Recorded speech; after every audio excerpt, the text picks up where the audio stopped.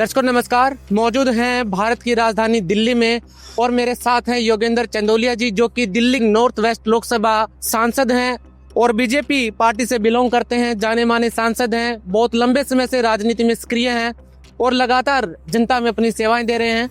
Sir नमस्कार। नमस्कार sir, आज आप संत रामपाल जी महाराज के आश्रम में आए हैं, कैसा यहाँ का वातावरण लगा, क्या कहना चाहेंगे आज की व्यवस्थाओं के बारे में और आपका विशेष तौर पर यहाँ पर लगातार आना, सर क्या कहना चाहेंगे इस पर? मैं पहले भी कई बार आया हूँ। अगर व्यवस्थाओं के बारे में अगर आप मेरे से चर्चा करेंगे तो मैं कह सकता हूँ इतनी सुंदर व्यवस्था कोई संगठन, कोई सतलोक आश्रम में जो होती है, महाराज संत रामपाल महाराज जी के अनुयायी इस पूरी व्यवस्था को ईमानदारी के साथ दिखाते हैं। सबसे बड़ी बात है कि स्वच्छता और सफाई यहाँ पर ऐसी है कि एक धूल का कण यहाँ पर नहीं है। प्रदर्शनी देखी, प्रदर्शनी एक संदेश देती है संत रामपाल जी महाराज के जीवन की, जो उनकी गाथा है, जो उन्होंने अपने गुरु महाराज जी से शिक्षा ली, दीक्षा ली, उसका उन्होंने प्रचार प्रसार किया। और यहाँ पर सामूहिक विवाह भी होते हैं, जाति पाति की बात यहाँ नहीं की जाती, ऐसा संदेश दिया जाता है। गरीबों को राशन की किट दी जाती है, गरीब लोगों को मकान बनाने के लिए राशि दी जाती है।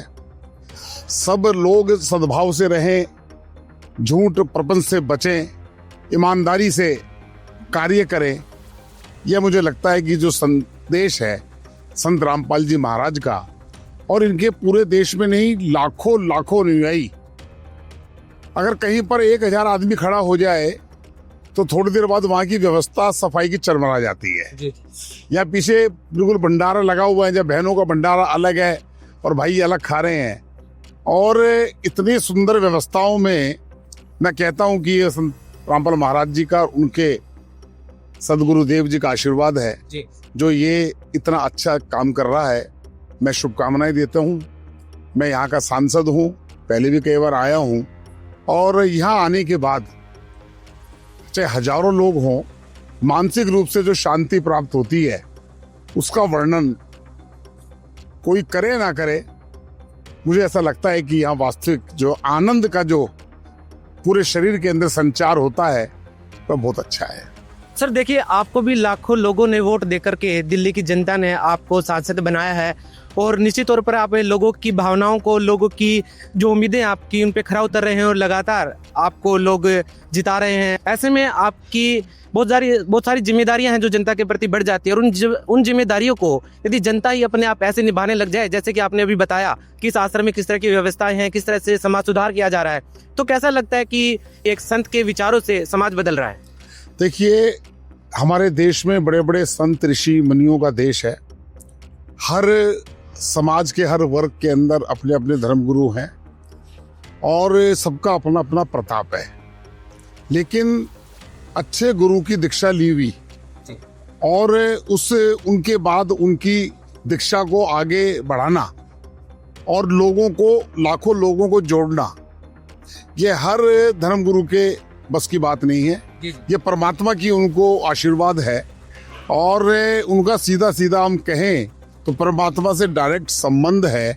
और इस कारण इस प्रकार की सारी व्यवस्थाएं, हर एक व्यक्ति को इतनी ताकत यहाँ मिल जाती है ऐसा निर्णय करने में। अगर मैं एक छोटा सा उदाहरण अपने आप को मानूं कि अगर किसी के परिवार में शादी होती है, अगर 1000 लोग आते हैं तो अव्यवस्था और गंदगी का आलम 2 घंटे बाद ये रहता है कि कोई संभालने वाला था या नहीं था।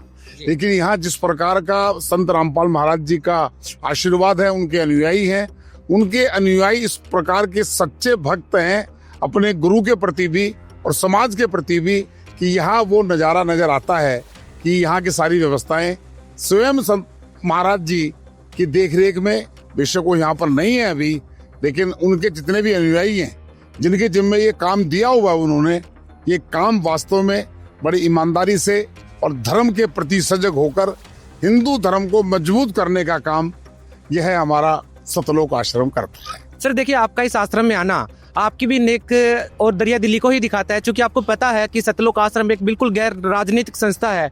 और आपका भी अगर यहाँ पर आप मौजूद हैं तो आपको पता है कि बगैर किसी वोट बैंक को लेकर के आप यहाँ पर आए हैं, क्योंकि आपको लगता है कि यहाँ पर वास्तव में समाज सुधार के कार्य हो रहे हैं, जो कि आपने बताए भी।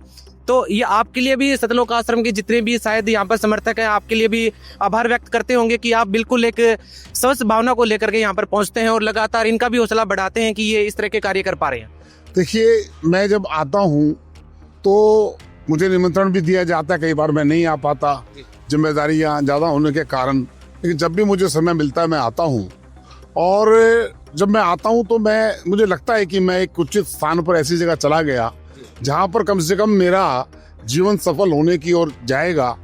और इतना बड़ा आश्रम, इतने बड़े मैं भी देख रहा था कि खेतों में पानी भर गया तो पानी के लिए आपने मोटर दे दिया, ये दे दिया, मतलब कि क्या क्या व्यवस्था, कौन कौन सी व्यवस्था लोगों के हित के लिए हो सकती है, उनका मन दुखी ना हो, उन सारी व्यवस्थाओं का सतलोक आश्रम के माध्यम से निदान होता है। यह बहुत बड़ी बात है। ये हर वर्ग के अंदर इस प्रकार की बात नहीं होती, हर लोगों के अपने अपने उद्देश्य हैं। लेकिन सतलोक आश्रम का जो उद्देश्य है, कोई भी आदमी गरीब भूखा ना सोए, कोई भी व्यक्ति बगैर छत ना रहे और उसकी काया निरोगी रहे और धर्म के प्रति मजबूत रहे, सनातन धर्म को मजबूत करता रहे, हिंदू धर्म को मजबूत करता रहे, यही मेरी शुभकामनाएं है। बहुत बहुत धन्यवाद। तो ये थे हमारे साथ योगेंद्र चंदोलिया जी, जो कि हमेशा ही साफगोई से अपनी बात रखते हैं और आज इन्होंने बड़ी साफगोई से बताया कि किस प्रकार संत रामपाल जी महाराज समाज सुधार के कार्य कर रहे हैं, किस तरह से एक नई ऊंचाइयों पर समाज को लेकर जा रहे हैं।